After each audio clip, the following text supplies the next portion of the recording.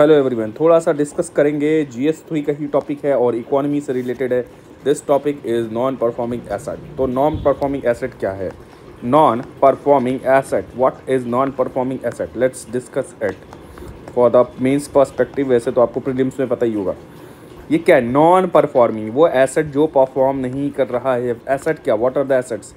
That the loans and advances जो bank देता है, ठीक है, और बैंक को वापस नहीं मिला विद इंटरेस्ट और लेट मिला। अगर आपको प्रिंसिपल अमाउंट जो लोन ने दिया है, ठीक है, बैंक ने दिया है लोन, वो आप अगर किसी इंडिविजुअल को, फर्म को, इंस्टीट्यूशंस को, जो भी हो, अगर ये वापस नहीं आ रहा है बैंक के पास, ठीक है, बैंक के पास, तो it is non performing asset या विद इंटरेस्ट और it is coming late, so that is all the non performing asset. तो अगर लोन की डिफिनीशन देखा जाए तो क्या हो जाएगा, यही है।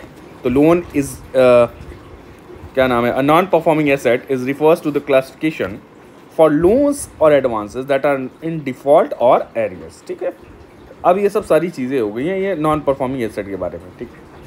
मिनिमम जो लोन रिपेमेंट होता है, अगर वो मिनिमम 90 डेज़ रखा गया है, क्राइटेरिया इज़ 90 डेज़ के भीतर तो आपको देना ही देना। अगर 90 डेज़ के ऊपर हो गया है, इंटरेस्ट आप पे नहीं कर रहे हो और ये सब सारी चीज़ें, लोन अमाउंट पे नहीं हो ना, तो ये नॉन परफॉर्मिंग एसेट में काउंट कर लिया जाता है, ठीक है। चलिए अगला point. So the current GNPA ratio देखते हैं क्या है। GNPA ratio, what is the GNPA ratio? तो करंट GNPA रेशियो जो आ जाता है वो क्या नाम है, अभी मार्च 2024 में जो था, ये क्या नाम था, 2.8% था और ये मार्च 2024 की बात है और उम्मीद की जा रही है कि 2025 तक जो आया, या उम्मीद की गई शायद में भी ये 2.5% अभी शायद हो गया है, ठीक। ये नॉन परफॉर्मिंग एसेट्स की, ग्रॉस नॉन परफॉर्मिंग एसेट की बात हो गई है, ठीक। तो ये 2.8% से 2.5% जो भी लेंडिंग किया जा रहा है उसमें से जितना जो लोन्स नॉन परफॉर्मिंग एसेट बना है, दैट इज़ द ये रेशियो हो जाएगा। तो ये 2.8% से 2.5%। देखिए कौन कौन से सेक्टर, सबसे ज़्यादा कौन कौन से सेक्टर्स हैं विच आर इन्फ्लुएंस्ड। तो इंफ्रास्ट्रक्चर में, इंफ्रास्ट्रक्चर में जो फूड प्रोसेसिंग है, टेक्सटाइल्स है, ये सब जो है, यहाँ पे NPA जो है, GNPA रेशियो काफ़ी ज़्यादा है। जैसे फूड प्रोसेसिंग सेक्टर है, टेक्सटाइल, एग्रीकल्चर है 6.2% और अबव जो भी, ठीक। तो ये इंफ्रास्ट्रक्चर सेक्टर जो है इट इज़ प्लस, इंफ्रास्ट्रक्चर में सेकेंड हाईएस्ट है, plus food processing, plus agriculture, plus textile, ये सब में जो रेशियो है ये आपका जो 6.2% आ रहा है। Let's move on. तो अब ये सब सारी चीज़ें हैं। तो जो नॉन बैंकिंग फाइनेंशियल कंपनीज़ हैं, इनके बारे में देखें, इनका जो NPA है वो 4.0% है, 4% for non banking financial companies NBFCs, ठीक है। अभी रिसेंट IL&FS क्राइसिस भी हुआ था क्योंकि इन्होंने लोन तो लिया और फंडिंग की थी, पर लॉन्ग टर्म प्रोजेक्ट्स होने के कारण long term asset liability mismatch हो गया, ठीक है। एसेट लाइबिलिटी मिसमैच किस वाले केस में? IL&FS केस में, ठीक है। बिकॉज लॉन्ग टर्म, देखिए लोग तो मांगने लगे लोन, पहले ही पैसा उठाया, शॉर्ट टर्म इन्वेस्टमेंट नहीं थी, लॉन्ग टर्म था, पर इन्होंने वादा किया था पहले दे देंगे और वो लॉन्ग टर्म प्रॉफिट हो नहीं पाया, ठीक है, क्योंकि प्रोजेक्ट्स वर लॉन्ग टर्म, ठीक है, इंफ्रास्ट्रक्चरल प्रोजेक्ट्स और ये सब, तो पैसा दे नहीं पाए ये लोग, तो क्राइसिस हो गई। उसका फिर रिपल इफेक्ट भी देखने को मिला कई जगह। तो it is asset liability mismatch की वजह से, ठीक है, वन ऑफ द NBFC। तो यहाँ पे भी 4% ये है, ठीक। So there has been an IL&FS crisis और ये सब सारी। तो जो लोन है मोस्टली इंडिया में क्या हुआ कि लोन रिकवरेबल जो है, ये रेट बहुत बेकार है, रिकवरी नहीं हो पा रही है लोन की। अगर बात किया जाए 2015 से 23, 2015 से लेकर अगर आप 23 की बात करोगे, तो इस 2015 से 23 के बीच में लगभग जो लोन राइट ऑफ हुआ है वो 10.42 लाख करोड़। ये देखिए, ये याद रखिए आप डेटा, अगर आप याद रख सकते हैं, इतना write off loan, return of loan has been return of, ठीक है। Why return of? मतलब इट इज़ अनरिकवरेबल। आप इस लोन को आप रिकवर नहीं कर पा रहे हो। There has been reasons. मान लो फ्रॉड हो गया, जो लोन लिया है, जो लेने वाली कंपनी लेके भाग गई, या डेथ हो गया है जो लोन लेने वाला है, और या जो कोलैटरल लगाया गया है कि भाई अगर लोन लिया है जिसने, तो अगर कोलैटरल लगाया जाता है कि इतनी संपत्ति लगा दिया कुछ भी, तो उससे लोन वसूल कर लिया जाता है कि चलो भाई ये वसूल हो गया। मान लो ये बैंक ने अगर आपको लोन दिया है समथिंग लोन, तो बैंक देखेगा ना कि आपकी ये वापस करने की क्षमता है कि नहीं है, तो आपको कुछ कोलैटरल रखना पड़ेगा साइड में, ठीक है, गिरवी रखना पड़ेगा। एक समझिए गिरवी, कोई चीज़ आप गिरवी रख रहे हो, ठीक है, तो ये गिरवी रख रहे हो सब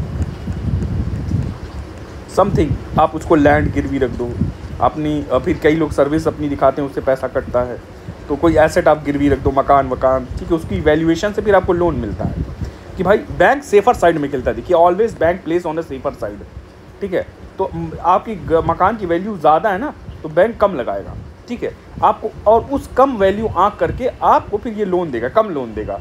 तो bank always place on a safer side because of these क्या नाम है, लोन चले जाते हैं जो वापस नहीं हो पा रहे, because of the rising NPAs in India, ठीक है, तो bank place on a safer side, ठीक। तो ये आप आंसर मेंस आंसर राइटिंग के लिए थोड़ा सा समझिएगा ये सब सारी चीज़ें। तो ये हमने देख लिया, ज़्यादातर जो शेयर है वो पब्लिक सेक्टर बैंक्स का है, ठीक है, कि लोन राइट ऑफ हो रहा है, जैसे कि 23-24 में 67% जो राइट ऑफ लोन हुआ है वो पब्लिक सेक्टर बैंक से हुआ है, ठीक है, लेकर के लोग पैसा भाग गए, इंडिविजुअल्स भाग गए और उसको रिटर्न नहीं कर पाए, दैट बिकेम्स एन एनपीए, और 90 डेज चाहिए होता है maximum, it is 90 days minimum. इसके बाद अगर लोन नहीं आ रहा है, इंटरेस्ट नहीं आ रहा है, ठीक है, तो ये लेकर के लोग भागे। तो ये सब सारी चीज़ें हैं।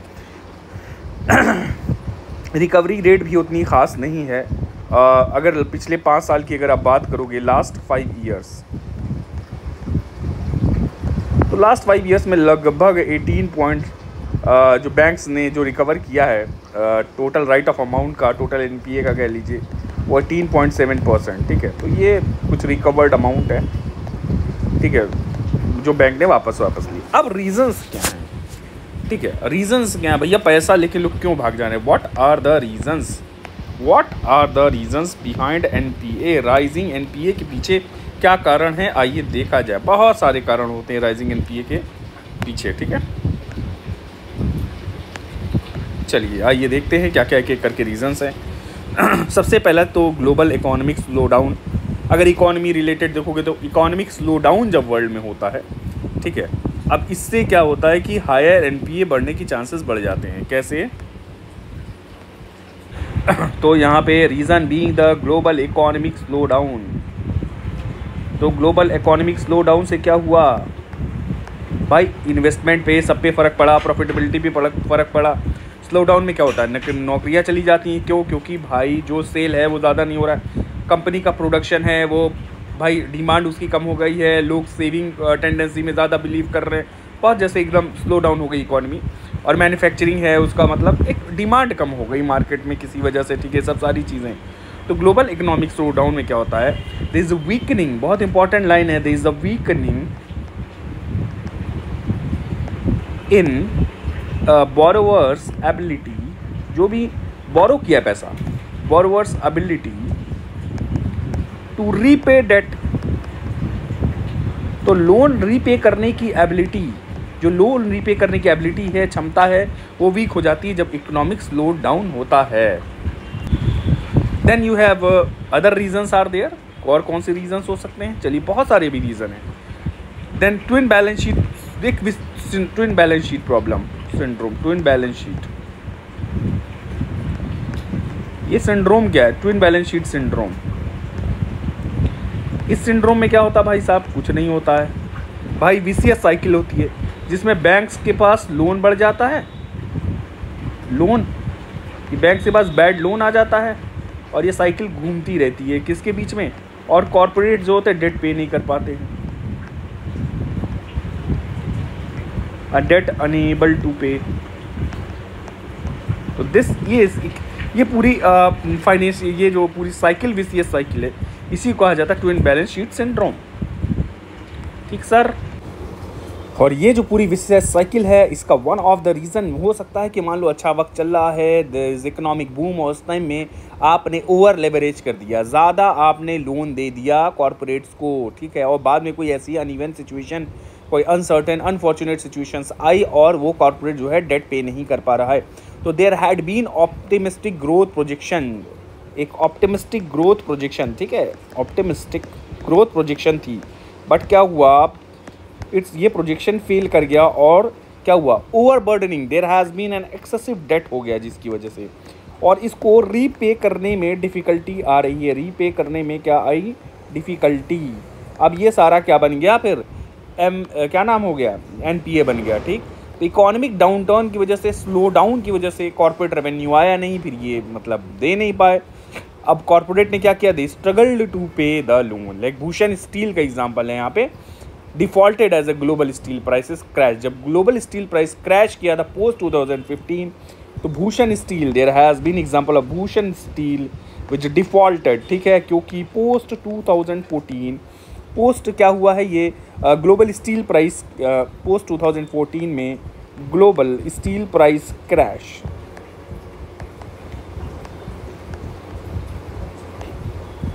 तो ये सब सारी चीज़ों की वजह से हुआ, तो ये रीजंस हैं कुछ। ठीक है, तो अब ये ऐसे रीजंस करके मैंने दिखा दिया है, एक एक्सप्लेन किया। आइए और रीजंस देखते हैं। There had been other reasons as well. चलिए देखा जाए, कुछ और रीजंस देखा जाए यहाँ पे क्या क्या रीजंस हैं। There has been much more reasons behind it. तो ये सब सारी चीज़ें हो गई, तो कॉर्पोरेट स्ट्रेस में आया और ये सब पूरा साइकिल में फंस गया। ठीक है, बैंक स्ट्रेस हो गया, बैंक पैसा ले नहीं पा रहा है। भाई अगर बैंक के पास पैसा जो दिया है वो आ नहीं रहा है, तो बैंक दोबारा कैसे लेंडिंग देगा। और ये सब प्रॉब्लम क्यों, ये ओवर असेसमेंट किया और इन्होंने एनालिसिस प्रॉपर नहीं किया।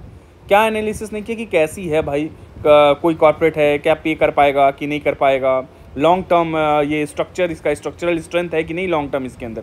तो एनालिसिस भी करना ज़रूरी था। Risk assessment, it required adequate risk assessment. Risk को असेस करिए कि कितना है आपका। इसीलिए most of the banks play very safely, पैसा देते हैं। पर देखिए, जहाँ पॉलिटिकल इंटरवेंशंस होते हैं तो वहाँ बड़ी बड़े कॉर्पोरेट्स को ये लोग ज़्यादा पैसा दे देते हैं without risk assessment. Loan right of से भाई पैसे ले लेके लोग इंडिया से भाग चुके हैं, बट इंडिविजुअल जब लोन लेता है तो पीछे पड़ जाते हैं। थोड़ा सा आपने एसेट जमा, आपने कोलेटरल दिखाया या आपने कोलेटरल वैल्यू दिखाई 10 करोड़ की, आपको लोन कितने मिल रहा है, 6 ही 7 करोड़ का लोन मिल रहा है। इनको डर लगता है कि हम ज़्यादा लोन, मान लो 10 करोड़ वैल्यू एसेट है और 12 करोड़ का बैंक ने लोन दे दिया है, तो कैसे वापस करेगा। तो भाई 10 करोड़ का इंडिविजुअल का एसेट है, आप इसको कोलेटरल रख लिए 10 करोड़। ठीक है, ज़मीन है, मान लो लैंड की वैल्यू है 10 करोड़, आपने दिखा करके ये लोन दे दिया 6 करोड़ 7 करोड़ का। क्यों, अब इनको चाहिए था। अब ये लैंड तो इंसान के पास है अभी भी, अभी गिरवी आपने रख दिया। अब 6-7 करोड़ से आपने बिजनेस किया, आपका लॉस हो गया, आप 6-7 करोड़ वापस नहीं कर पाए विद इंटरेस्ट, मान लो तो 9 करोड़ आपको देना है, तो बैंक यहाँ से 10 करोड़ आसानी से वसूल लेगा। तो आपके भी एसेट को जो आप कोलैटरल रखते हो ना, उसको बैंक जो है ना कम वैल्यू देता है। ठीक है, आपने गोल्ड लोन रखवाया तो गोल्ड लोन को भी कम वैल्यू देगा। भाई जितना मार्केट प्राइस होती है ना उसे कम ही कर लेते हैं लोग, फिर आप गोल्ड रखिएगा तो लोन मिलेगा। तो ये सब सारी चीज़ें हैं, they play on a safer side because of the higher risk of the NPAs। और इतना लोग पैसा वैसा लेके भागे ये सब सारी चीज़ों की वजह से। ओके, चलिए आइए देखा जाए। पर इसके लिए सब चीज़ों को दूर करने के लिए IBC कोड आया था, insolvency and bankruptcy code. There had been debt resolution mechanism, bad banks form हुए हैं, प्रॉम्प्ट करेक्टिव एक्शन आया है, कॉर्पोरेट रीस्ट्रक्चरिंग है, देश बहुत सारी चीज़ें हैं। अभी हम चलिए आप लोग को दिखाएंगे, बात करेंगे। फिलहाल ये कुछ रीजंस थे। ठीक है, तो ओवर एक्सपेक्टेशन ऑफ ग्रोथ, यहाँ पे एक और रीज़न है, ग्रोथ की ओवर एक्सपेक्ट कर लेना। अगर आप ज़्यादा कर लिए हैं ओवर एक्सपेक्टेशन ऑफ ग्रोथ, तो ये भी बहुत है, जिससे क्या होता है, बैड लोन अकुमुलेट हो जाता है। ठीक है, और बोरोवर्स दोबारा पे नहीं कर पाता है, ताकि एक because of the closure of the development projects. तो ओवर एक्सपेक्टेशन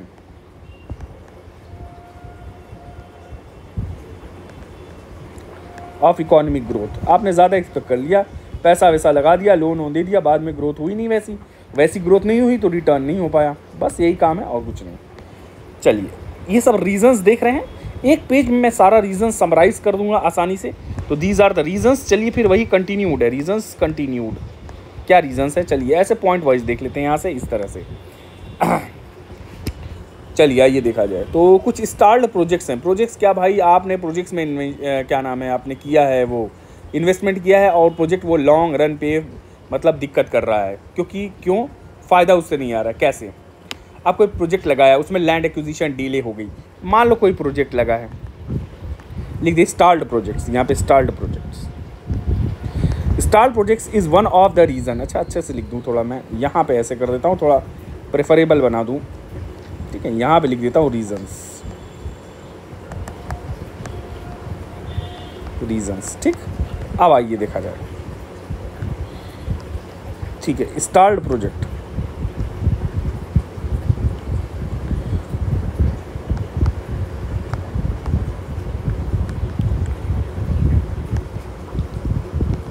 पहले स्पीड तेज़ कर लीजिएगा। स्टॉल प्रोजेक्ट मतलब प्रोजेक्ट में पैसा लगा, अब इस प्रोजेक्ट के लिए बैंक से लोन लिया गया, तो इस प्रोजेक्ट से लोन लिया गया, तो ये यहाँ पे लोन आपने ले लिया। अब क्या हुआ, ये प्रोजेक्ट स्टॉल हो गया।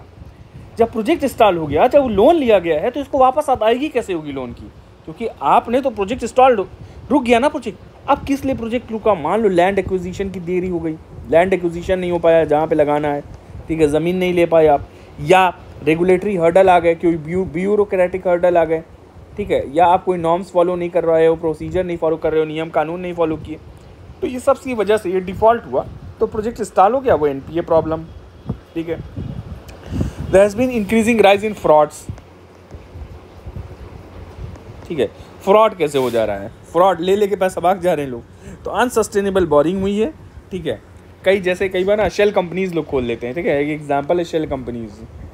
अब पेपर पे तो कंपनी है, लोन दिखा दिया, पर रियल में है नहीं, अब लोन दे दिया गया, वो सब दिखा के फिर वो भग गए सब, तो ये ऑन द पेपर थी, सिर्फ रियल में थी नहीं, उस पर लोन लिया गया, अब वो लोन लेकर के कहीं और खर्च कर दिया गया, इस कंपनी में किया नहीं गया, यहाँ लगाया नहीं गया, कुछ और काम में लगा लिया गया, वापस पे नहीं कर पा रहे, भाग गए, तो देयर हैज़ बीन फ्रॉड्स, ठीक है। या ऐसा कोई कोलैटरल दिखा दिया जिसकी वैल्यूएशन बहुत ज़्यादा दिखा दी, ये सब सारी वजह से, तो there has been frauds has been related with it.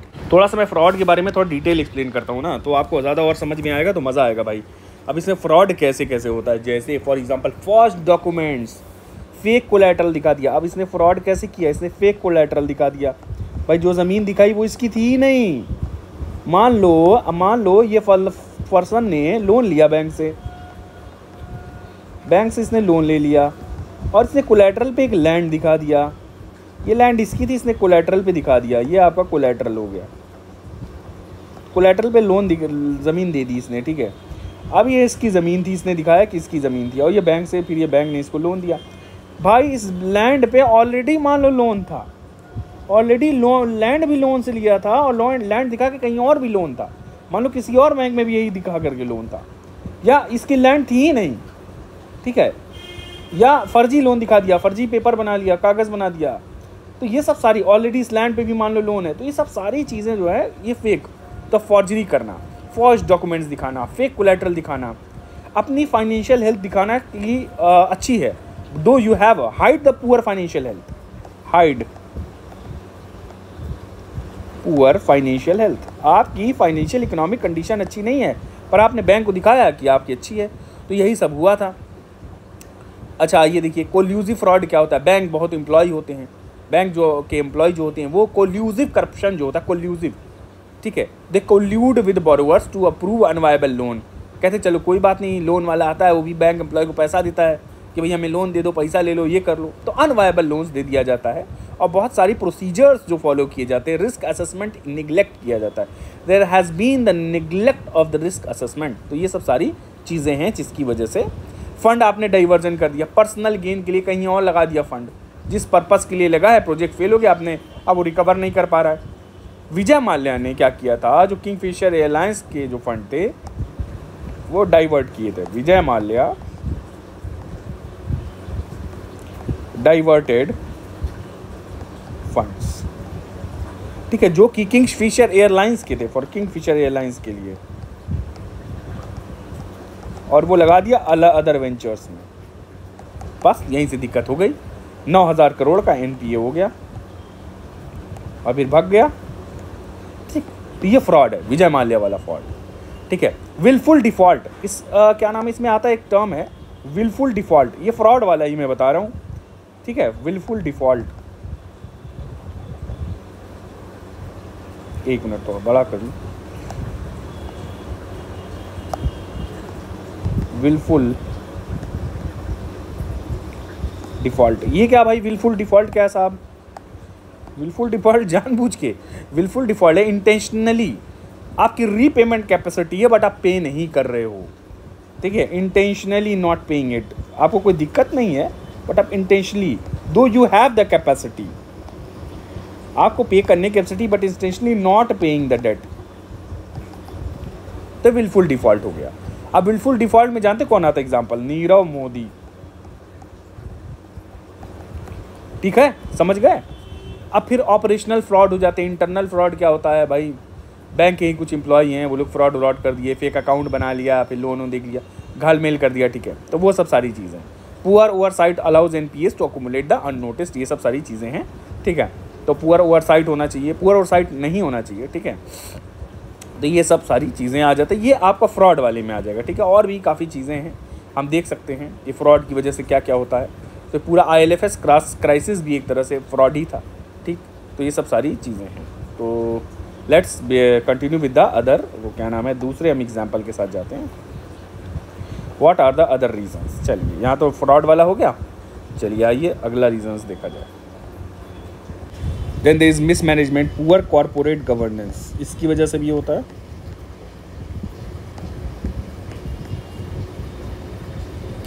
ठीक है, आपकी रीपेमेंट कैपेसिटी ख़त्म होती जा रही है, पर आप एक्सपैंड कर रहे हो, ठीक है, अपना प्रोजेक्ट, और कॉर्पोरेट गवर्नेंस खराब है, जिसकी वजह से मिसमैनेजमेंट की वजह से ये लोग तो ये मिसमैनेजमेंट में आ जाएगा ऑफ द कॉर्पोरेट। ये कॉर्पोरेट की तरफ से मिसमैनेजमेंट है, जिससे आप बैंक को लोन नहीं दे पा रहे हो, ठीक है, बैंक को लोन वापस नहीं कर पा रहे हो, ठीक है। ये सब सारी चीज़ें हैं। देन इंडस्ट्री स्पेसिफिक है, जैसे लिक्विडिटी क्रंच हो गया, MSME में लिक्विडिटी क्रंच हो गया, या वीक मार्केट एक्सेस है। तो अगर if you are related with MSME में आओ, ठीक है, तो पैसा वैसा जा नहीं रहा है, लिक्विडिटी क्रंच,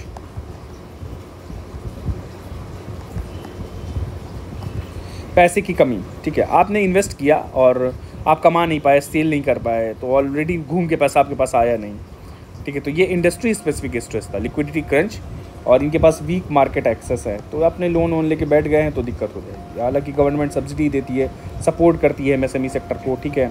बैंक्स बनाए गए specially for funding the MSMEs, जो मेरा पूरा एक लेक्चर है MSME के ऊपर, वो आप ज़रूर देखिएगा, ठीक है। फंड ऑफ फंड्स दिया जाता है, बहुत सारी चीज़ें हैं, ठीक है। देन वी हैव,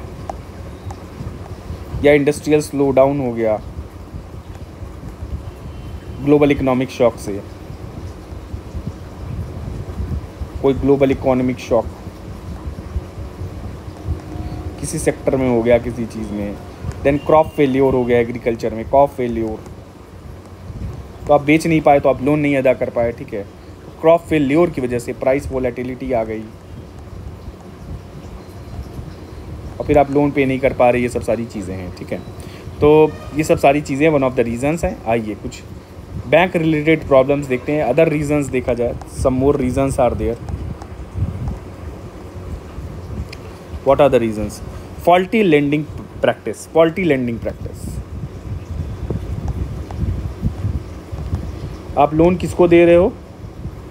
जो भैया प्रीपे नहीं कर पाएगा, आपने एसेस नहीं किया, तो हाई रिस्क बोरोवर्स को दे दिया आपने, जो वैसे ही परेशान हैं, दे पाएंगे नहीं, तो हाई रिस्क बोरोवर्स को तो पैसा मत दो, ठीक है।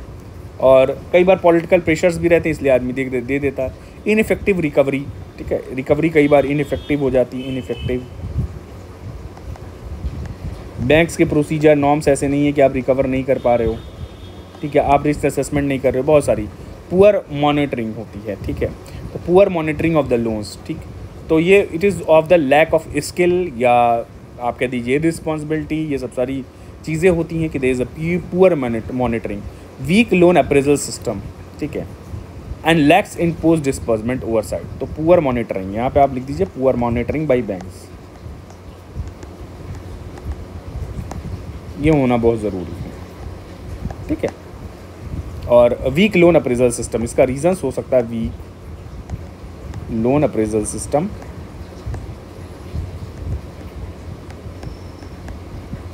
ठीक है, या लैक्स पोस्ट डिसबर्समेंट, डिसबर्समेंट मतलब देने के बाद, ओवरसाइट, SIGST, ठीक है।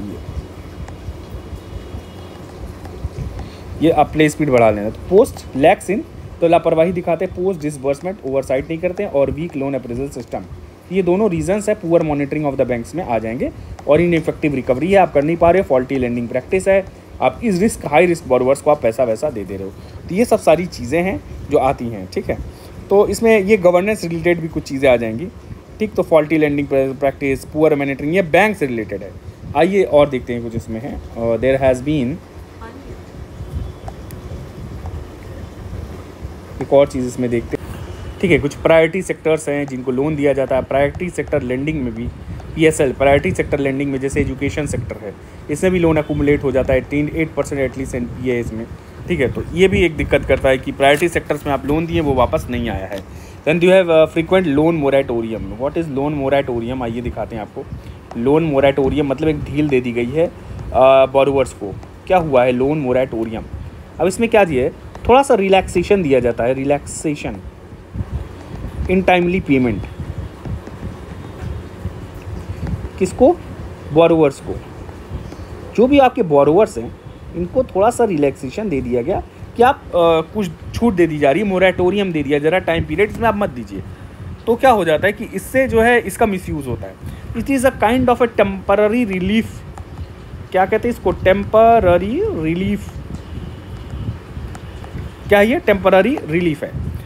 इसमें क्या हुआ कि जो लेंडर है वो बोरोवर्स को कहता है भाई थोड़ा दिन रुक जाओ, मत दो आप लोन, हॉल्ट पेमेंट, ठीक है। तो बोरोवर्स कैन हॉल्ट रीपेमेंट। तो halt repayment, borrowers halt repayment कुछ देर के लिए, कुछ समय के लिए, ठीक है। और स्पेशली इन इमरजेंसी सिचुएशन, जैसे मान लो कोविड आ गया था, भाई लोगों को कमाने की क्षमता कम हो गई थी, तो बहुत सारे लोन लिए थे, तो कहा कि भाई आप हॉल्ट कर दो पेमेंट, ठीक है। तो ये सब सारी चीज़ें हो। इससे क्या होता है कि इंटरेस्ट अकुमुलेट होता रहता है मोरेटोरियम में, ठीक है। तो वो थोड़ा और दिक्कत करता है बाद में देने के लिए। इसमें होम लोन आ जाएगा, एजुकेशन लोन आ जाएगा, कोई भी नेशनल डिजास्टर आ गया है, कोई भी कोविड आ गया, नेशनल डिजास्टर आ गया, या कोई इकोनॉमिक सिचुएशन ऐसी होगी, तो ये सब सारी चीज़ों, ठीक है। एक तरह से शॉर्ट टर्म हॉल्ट तो दे देता है, शॉर्ट टर्म रिलीफ देता है बोरोवर्स को, रिलीफ, ये हमने पढ़ा है ना, short term relief to borrowers, relief. But long term banks के लिए प्रॉब्लम कर देता है, क्योंकि बैंक्स को वसूल करने में दिक्कत होती है और बोरोवर्स को पे करने में, क्योंकि जो एक इंटरेस्ट है वो अकुमुलेट होता है। Interest remains accumulating, interest accumulates over time, बस डिले हुआ है। इससे क्या हुआ, लॉन्ग टर्म फाइनेंशियल इंटरेस्ट हो सकता है, long term, it can lead to long term financial stress. अगर आप अभी पढ़ लोगे, मेहनत कर लोगे, ठीक है, ठीक है, पढ़ लिया आपने, मेहनत कर लिया, तो अभी ज़्यादा सही है ना। शॉर्ट टर्म पेन ले लो, आपको लॉन्ग टर्म गेन मिलेगा, तो लॉन्ग टर्म फाइनेंशियल स्ट्रेस, ठीक, ये सब सारी चीज़ें आ जाएंगी इसमें। तो लोन मोरेटोरियम से भी कई दिक्कत हो जाती है। आइए कुछ और देखा जाए। फ्रेश लोन्स दिया जाता है कई बार, ठीक है, वो बाद में पैसा दे नहीं पाते हैं, ठीक है। तो कई फ्रेश लोन दे देना, इसी रीस्ट्रक्चरिंग के चलते आपने किसी और बैंक से लोन ले लिया और एक बैंक को आपने पे कर दिया, तो ये सब सारी चीज़ें हैं, ठीक है। और एक आपके पास इंटीग्रेटेड डेटाबेस और credit information, credit related information या कस्टमर रिलेटेड इन्फॉर्मेशन प्रॉपर होनी चाहिए। तो credit, you lack the credit related information, proper integrated, तो you have a lack of proper integrated database. मैं यहाँ पे ऐसे करके लिख देता हूँ, लैक ऑफ प्रॉपर। अब यहाँ पे AI का आप यूज़ कर सकते हो।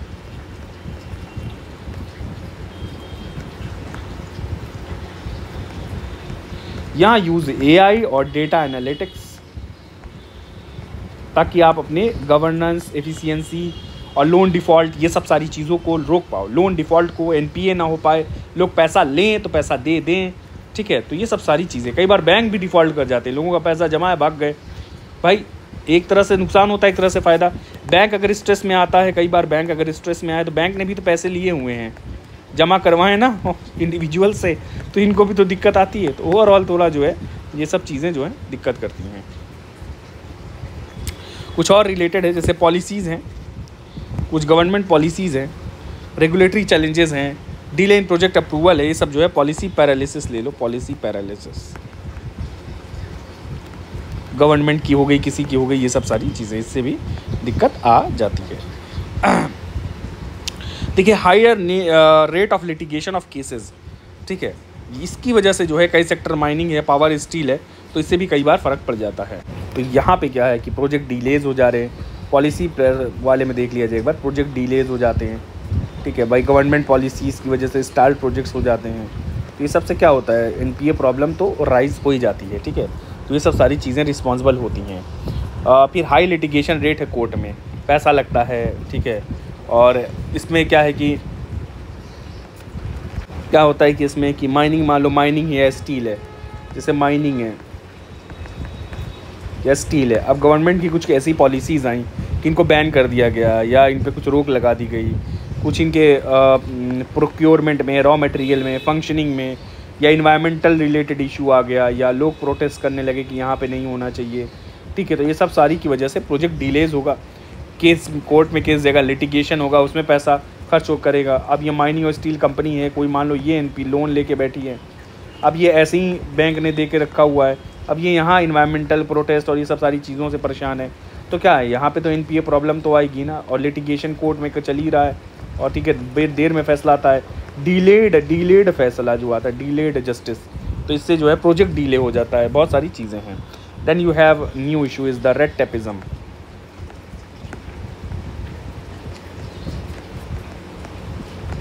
What is red tapism? अब रेड टेपिज्म में क्या है? Bureaucratic hurdles in approval.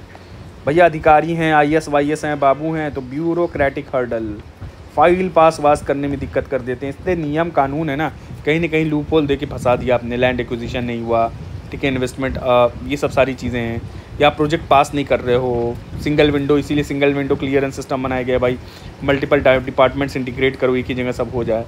तो ये सब सारी चीज़ें हैं। जैसे एक एग्जांपल आया है दभोल पावर प्रोजेक्ट, जो है एग्जांपल इसी वजह से फंसा था, दभोल पावर प्रोजेक्ट।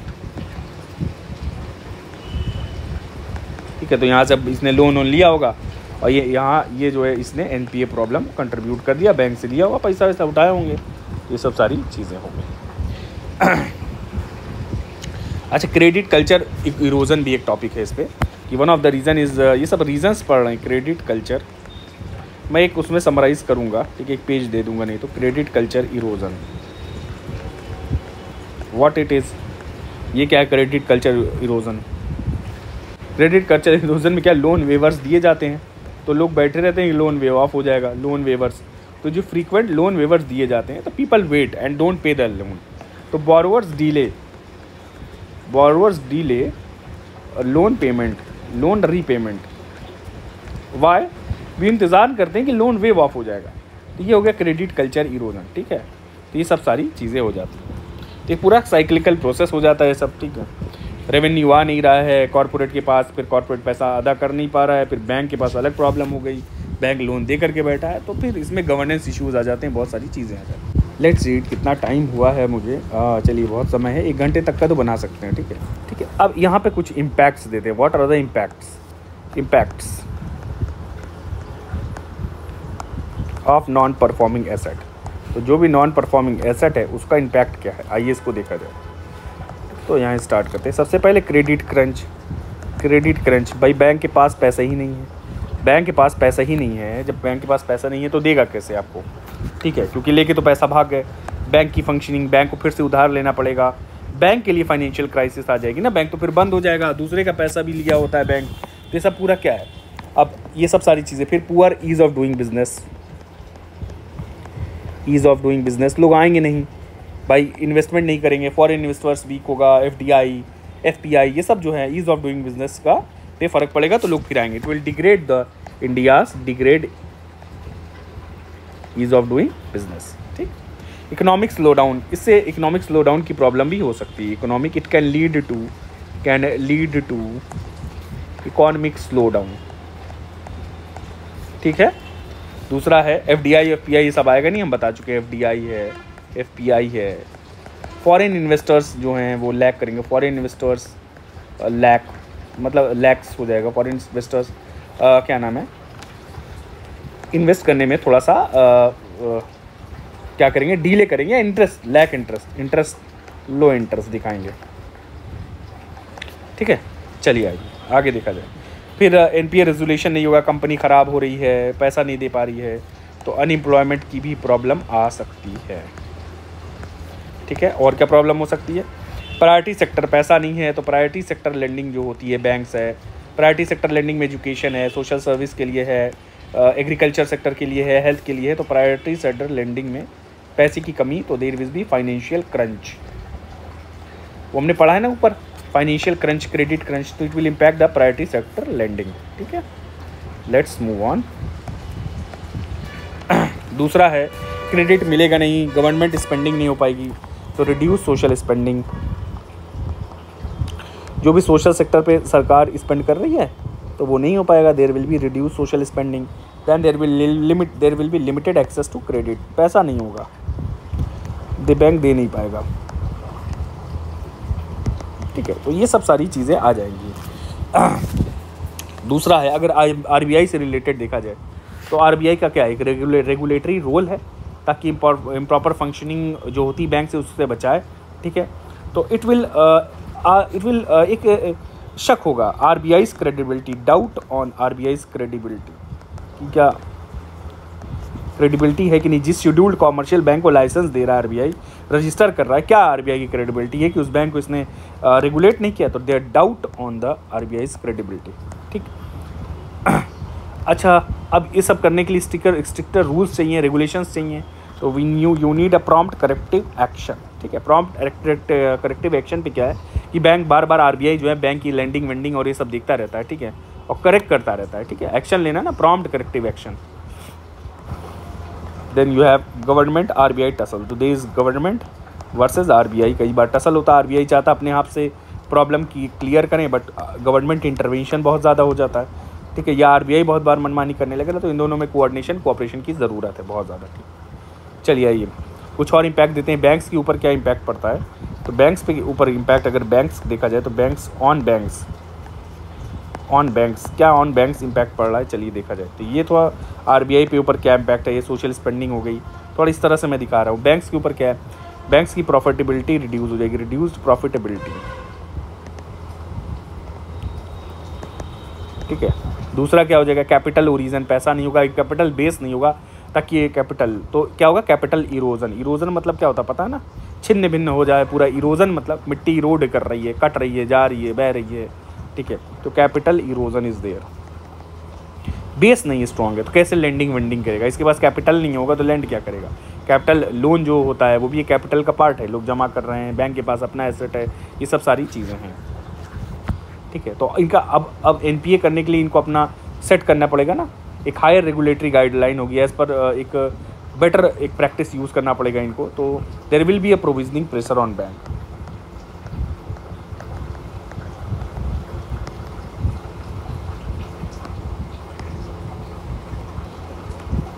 सो प्रोविजनिंग प्रेशर, तो इसमें थोड़ा सा डिटेलिंग कर दूं। प्रोविजनिंग प्रेशर में आ जाएगा कि जो मेजर्स जो भी बैंक लेगा in order to set aside the loss, जो भी लॉस हुआ है इसको एब्जॉर्ब करना, टू एब्जॉर्ब द लॉस। तो क्या क्या मेजर्स बैंक लेगा, स्पेशली फ्रॉम एनपीए, ठीक है। तो the measures which the bank would take, ठीक है। तो ये सब सारी चीज़ें प्रोविजनिंग में आ जाएगी। फंड असाइड, एक फंड रखना अलग से ताकि जो पोटेंशियल लॉस हुआ है उससे बचा जा सके, ठीक है, जो रीपे नहीं किया जा रहा है, तो that is provisioning to absorb the losses from the NPAs, ठीक है।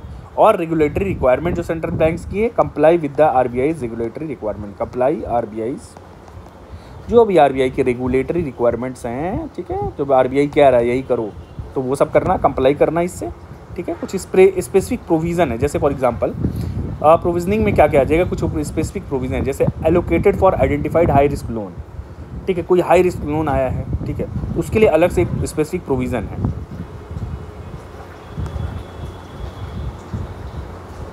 मान लो अगर 90 डेज़ के लिए है तो उसके लिए प्रोविजनिंग जो है 15% है। अगर लोन 1 साल 1 ईयर से ज़्यादा का है तो प्रोविजनिंग क्या 40% है।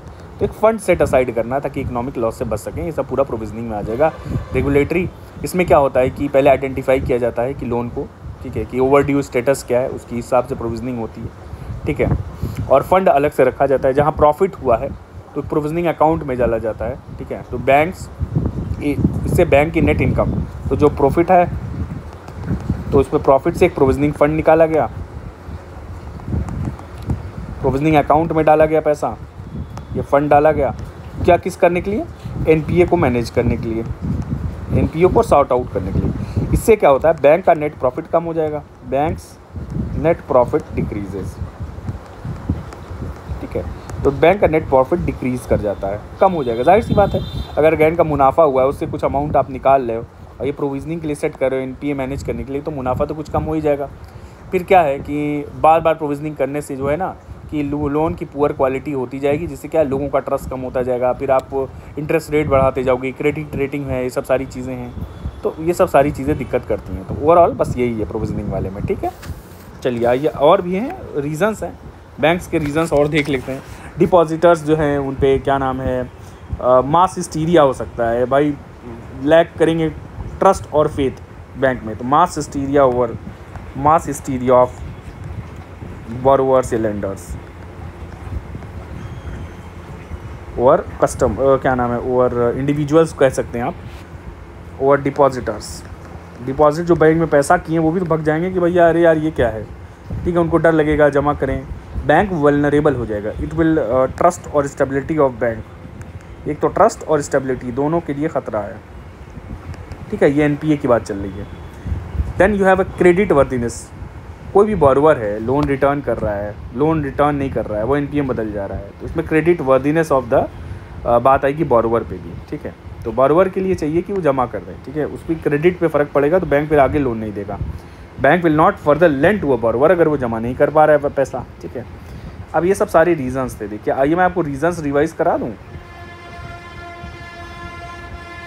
बहुत रीजंस हैं। पहला तो देखो यहाँ पे स्टार्ट प्रोजेक्ट हो गया है, लोन लैंड एक्विजिशन नहीं हो पा रहा है, कोई भी रेगुलेटरी हर्डल आ जा रहा है, ठीक है, फिर फ्रॉड है, तो इससे क्या हुआ, प्रोजेक्ट लोन लिया गया होगा तो वो लोन अदा नहीं हो पाता फिर, क्योंकि इनका प्रोजेक्ट से मुनाफा ही नहीं हुआ।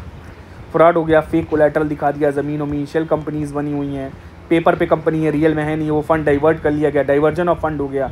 जैसे विजय माल्या ने फंड डाइवर्ट किया था जो किंगफिशर के लिए लिया था, फिर वो पुअर एनपीए बदल गया। हाइडिंग पुअर फाइनेंशियल हेल्थ, अपनी पुअर फाइनेंशियल हेल्थ लोग हाइड कर देते हैं, ये हो गया फ्रॉड, ठीक है, सब सारी चीज़ें। विलफुल डिफॉल्ट, जानबूझ के आप पैसा नहीं दे रहे हो, ठीक है, आपके पास कैपेसिटी है। पुअर कॉर्पोरेट गवर्नेंस हो गया, इससे वजह से कॉर्पोरेट जो लोन लिया है उसकी प्रॉफिटेबिलिटी नहीं हो पाई, वो मार्केट नहीं ढूंढ पाए अपनी, वो डिमांड नहीं रही उनकी, वो सब सारी, तो उससे बैंक अब उनका इनडायरेक्ट है, this is the indirect effect, direct नहीं पड़ेगा, इनडायरेक्ट, क्योंकि इनका गवर्नेंस से कंपनी को घाटा होगा, तो इन टर्न एक क्या होगा, एक वेव आएगा, एक इफेक्ट, रिपल इफेक्ट होगा, मिसमैनेजमेंट, बैंक में मिसमैनेजमेंट होना, ये सब सारी चीज़ें हैं। देन एमएसएमईज़ में कई बार लिक्विडिटी क्रंच होता है, इनकी वीक मार्केट एक्सेस है, इससे दिक्कत आ जाती है, ठीक है, इससे बैंक को फ़र्क पड़ जाता है। सो मान लो कोई लिक्विडिटी क्रंच हो गया है एमएसएमई में, जैसे मान लो कोई एमएसएमई ने गवर्नमेंट को अपना प्रोडक्ट बेचा है जीएम पोर्टल पे, जीएम पोर्टल है जिसे बेच देते हैं, या कहीं और अपना वो किया है, तो इससे क्या हुआ कि एमएसएमई में डिले हो जाता है पेमेंट में, तो इनके पास पैसा नहीं आया, मान लो इन्होंने लोन वोन लिया है और भी सारी चीज़ें हैं, तो उनको भी लिक्विडिटी क्रंच हुआ, एनपीए क्राइसिस हो सकती है। इसीलिए डीलेस के लिए एमएसएमई समाधान पोर्टल भी खोला गया है, ठीक है, पेंडिंग पेमेंट को फिलअप करने के लिए। फिर राइजिंग रॉ मटेरियल प्राइस हो गई, इनकी प्राइस ज़्यादा हो गई, ठीक है, तो एमएसएमई का लोन लिया है तो दिक्कत कर रहा है। एमएसएमईज लैक कोलैटरल और क्रेडिट हिस्ट्री, इनके लिए लोन जो होता है एक्सपेंसिव ऐसे ही हो जाता है, ठीक है।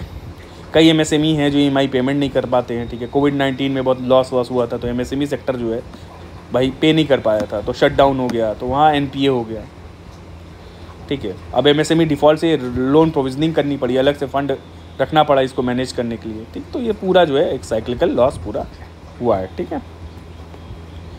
फिर इंडस्ट्रियल स्लो डाउन हुआ है, ग्लोबल शॉक आ गया, फ़ायदा हुआ नहीं इंडस्ट्रीज़ को, कहाँ से लोन देगा, क्रॉप फेलियर हो गया, price volatility, faulty lending practice, ठीक है, रिस्क असेसमेंट नहीं कर रहे हो बोरोवर का, आप देखो ना, रिस्क असेसमेंट करो, फॉल्टी लेंडिंग प्रैक्टिस है, आप बोरोवर का रिस्क देखो ना कि दे पाएगा कि नहीं दे पाएगा पैसा। अब गवर्नमेंट कई बार बैंक ही इनएफिशिएंट दिखाती है, इनफेक्टिव हो जाती है, रिकवर कर नहीं पा रही, इनका प्रोसीजर कैसा है, नॉर्म्स कैसे हैं। Then poor monitoring by banks, monitoring नहीं कर पा रहा, कैसे, वीक लोन अप्रेजल सिस्टम, आप लोन दे रहे हो प्रॉपरली नहीं दे रहे हो, आप एनालिसिस नहीं कर रहे हो बोरोवर की, ये सब सारी चीज़, ठीक है, तो आप पूरा प्रॉपर क्रेडेंशियल्स नहीं देख रहे हो और लोन देते जा रहे हो शॉर्ट टाइम में बार बार और देख नहीं रहे हो कि what is the credibility of the borrower. Then lax in post disbursement oversight, so this what is lax post disbursement oversight, bank check नहीं कर रहा है, देख नहीं रहा है, मॉनिटरिंग नहीं कर रहा है डिसबर्स करने के बाद लोन, तो एक तरह से बैंक की तरफ से ये this is the inefficiency of banks inefficiency, ठीक है। देन प्रायोरिटी सेक्टर लेंडिंग है, 8% तो इसी में चला गया।